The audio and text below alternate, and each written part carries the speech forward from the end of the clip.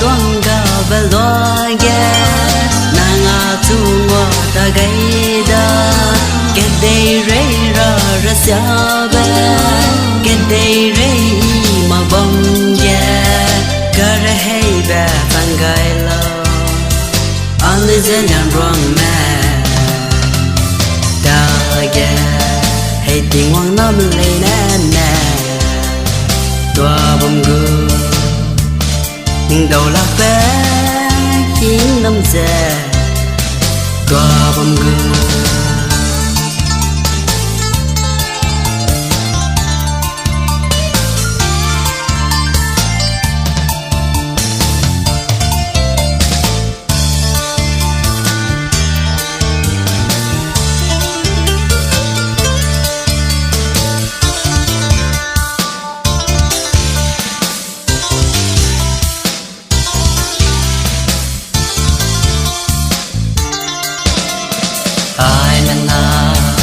dễ nè tê dễ bom lệ hai lần nào lùng thao dễ bom gư lệ hai lần nào nàng gửi in để cho dễ nung để dễ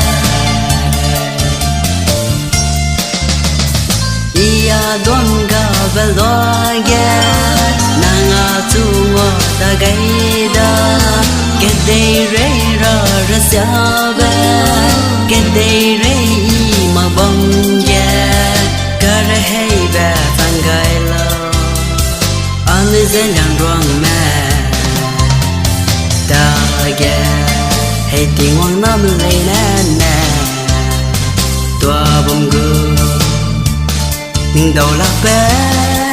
chín năm giờ tua bông gương